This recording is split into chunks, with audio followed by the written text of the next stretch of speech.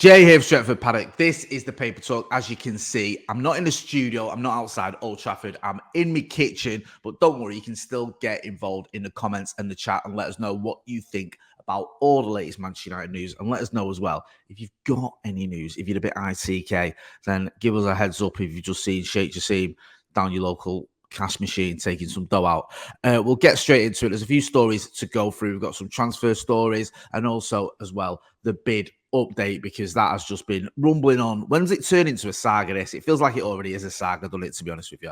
The whole Manchester United takeover, anything that involves the Glazers is just horrible. It is. It's just never straightforward. It's always a bit shambolic. It's always messy. It's always involved in a lot of greed, and there's always ends up hurting Manchester United Football Club. And it is hurting us now, the fact that this takeover is not sorted, because the transfer window is almost upon us and we still don't know our transfer budget, or Erik ten Hag doesn't know his transfer budget, because how can he when we don't know who the owners are going to be and how much money they're going to have to spend? So it has been a really frustrating time for Manchester United, and it's like the Glazers' final parting shot. Hopefully their parting shot anyway, because if they do end up staying, I think what the reaction will be from Manchester United fans, including myself.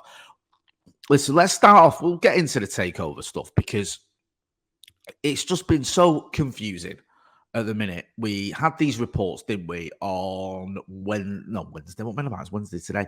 Monday evening, we went through this whole sort of frenzy where it looked like Qatar had been successful because there was a publication that was posting tweets or retweeting tweets and then posting a tweet itself saying, according to reports say that Sheikh Jassim's bid has been accepted by Manchester United or has been successful. But when you unpick it, it appeared that those reports initially came from, I think it was from a Twitter account based in Cardiff with about 300 followers. So not exactly tier one, shall we say. So that sent everyone into a bit of a confused state, shall we say. At one point, it looked like it was Qatar, then it wasn't. Now there's been a lot of backtracking. So I'm going to go through this. There's a piece in the evening news here that I read. When did this go out? I think this went out this morning, the early hours of this morning. Now it says here, Sheikh Jassim transfer situation clarified as Manchester United player has transfer talk. So it says Qatar Takeover U-turn. That's the subheading. It says the Qatari media outlet that claims Sheikh Jassim had won the bidding process to take over Manchester United has backtracked on its original report. The potential sale of United by the Glazers has been ongoing for several months, with the American family announcing in November that they were exploring strategic alternatives for investment. Multiple parties expressed interest throughout, but via a series of deadlines, both Sheikh Jassim and Sir Jim Ratcliffe, obviously Sir Jim Ratcliffe is the other sort of front runner for these bids, emerged as the two front runners. There you go, goes on to say. So it's sort of said about how the fact that at one point it looked like this was going to happen, and the Qatari outlet was saying it was going to happen. Now they've backtracked on that and said, look, the sort of the noises are that no one knows yet at present, who the new owners of Manchester United are going to be. Don't know if it's going to be Sheikh Jassim. We don't know if it's going to be Sir Jim Ratcliffe. And the reports that Sheikh Jassim's bid had been successful were false. They were wrong. So there's been a bit of backtracking, a bit of a U-turn there on that front. Get involved in the comments and let me know what you think about that, because it is just really frustrating at the minute. Whether you want Qatar, whether you want Sir Jim Ratcliffe, no matter what you want, there's no denying, I don't think, anyway, that this has just been shambolic, the way it's been handled. I think 1 minute you're getting these reports. We saw a spike in the stock market, the shares of Manchester United. We saw the share price shoot up and everyone was like, that means something's happening. But a lot of this just seems to stem from this initial report that was wrong. It was just a false report. So there's been a bit of a U-turn by the media outlet that reported that. And now everyone else who's thought that was going to happen is saying, look, listen, we don't know if it is going to happen. We don't know where we're at the moment. We're going to have to wait and see. But certainly those initial reports that Manchester United was about to be, or had, the Glazers had come to an agreement with Sheikh Jassim for Manchester United, they just proved to be false. Now, it may well be that Sheikh Jassim ends up being the new owner of Manchester United, but as of yet he isn't. And also those reports that said that were wrong. We'll move on to some transfer news as well, but do make sure you get involved in the comments in the chat. We're going to be back later on talking more about the takeover. Got myself and Joe Smith later on this evening. We'll be doing the transfers live I think we're going to be live about sort of 9:30, 10 o'clock. So make sure you do join us. Right, let's get into the next one as well. There's a little story here about Anthony Elanga. It says RB Leipzig midfielder Emil Forsberg says he will sit down with his current club president to discuss a potential move for Anthony Elanga. The Swede has already spoken to countryman Elanga about the prospect and has boasted about the German club's reputation for enhancing careers of young player. Elanga, 21, is tipped to leave United this summer after clocking only 7 starts in 26 games this season. United have halved their asking price to 10 million, preferring a permanent move away so cash can be brought in to facilitate arrivals. More ongoings are expected, outgoings even, get my words out, are expected than arrivals as United try to navigate financial fair play rules following last year's 225 million spend. That's great. I think we've got to work out the financial fair play regardless of who the new owners are. So we do need to sell some players. Anthony Elanga, it's just not happened for him, has it? I like Elanga. He's a good lad.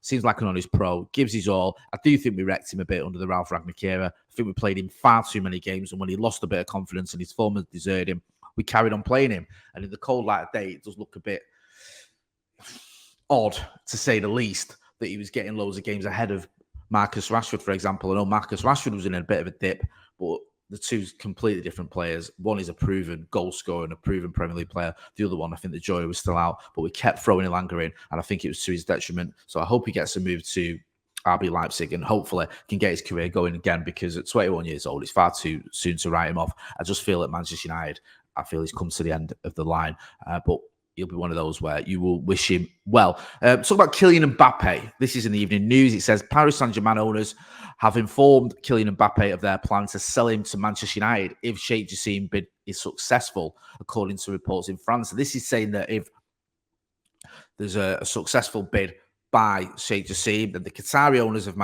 Paris Saint-Germain, who are reportedly a different sort of group than the ones that would own Manchester United, would be willing to sell Kylian Mbappe to Manchester United. This is according to El Pais, P-A-I-S. People involved in the French side owners plan to use those links to hand United a chance to sign Mbappe so long as Sheikh Jassim is the new owner. So that's what those reports are saying, that if Sheikh Jassim takes over, you're going to get Kylian Mbappe, which, to be honest with you, a lot of people want Sheikh Jassim anyway from what I've seen on social media. So that's just going to send more people running towards him, I think. But I don't know how reliable these sources are. I wouldn't take that as gospel just yet. We still don't know what's going to happen with Kylian Mbappe at Paris Saint-Germain. It looks like he isn't going to sign a new deal. He could be moving on. But is he going to move to Manchester United? I'm not so sure. There were reports that he's open to coming to an English club, but we'll have to wait and see. Maybe the Qatari connection, if that is a thing, can help it happen. But yeah, like I was saying earlier, it's a bit too soon to start hanging your hat on that one and going, oh, if we get Sheikh Jassim, we get Kylian Mbappe. I'm not so sure on that one. Mason Mount, it says Manchester United here are expected to table a formal bid for Mason Mount. Now, this is in the Evening News. Also, I've seen it in Sky. It says Mason Mount, Man United to make formal bid for Chelsea midfielder, but a gap in valuation still exists. It says Mason Mount's Chelsea contract expires in 2024. This is Dharmesh Seth as well. I'm hoping to get him on the channel soon. He's been on the channel a few times. We'll get a catch up with him. It says United are expected to make a formal bid for Chelsea midfielder Mason Mount. There's a gap in the valuation, though. Talks are continuing between the two clubs over the 24-year-old whose contract expires in June 2024. So they need to sell him or risk losing him for nothing. We want him. It kind of makes sense that we have to put a formal bid in at some point. It looks like that is going to be any day now, but there's still a bit of a gap in the valuation. I think United seem closer to 50 million, Chelsea 80 million. If you don't know my thoughts on it, I'll give it you. If we get him 50 million, I think that's decent for a player who's won a Champions League and has had a productive season, or not this season, but has had productive season in the Premier League. 80 million, far too much. I think that's when people start going, wow, look at him. Is he worth this, that, and the other? And we need to stop spending 70, 80 odd million pound on players. We do it all the time. 70 odd million on Jadon Sancho, 80 odd million on Paul Labille Pogba, 80 million on Harry Maguire. Lukaku, I think, was 79 million. Di Maria, I think, was he almost 70 million. It's big chunks of money on a lot of players who haven't really worked out. 50 million now, I know it's a lot of money in real terms, but in football terms of Premier League, it's not that much. You know, in honesty, a lot of players go for around that, where not many players go for 80 million. So I think it does make a difference. Get involved in the comments in the chat. Let us know what you think. I'm going to wrap it up there. We're going to be back later on tonight with Transfers Live. That's myself and Joe. Go and check out all the other videos as well. Stephen House has done a video that seems to have set a lot of City fans. So you might want to check that out. I've been Jay Motti. This has been the Paper Talk from a pretty sunny Salford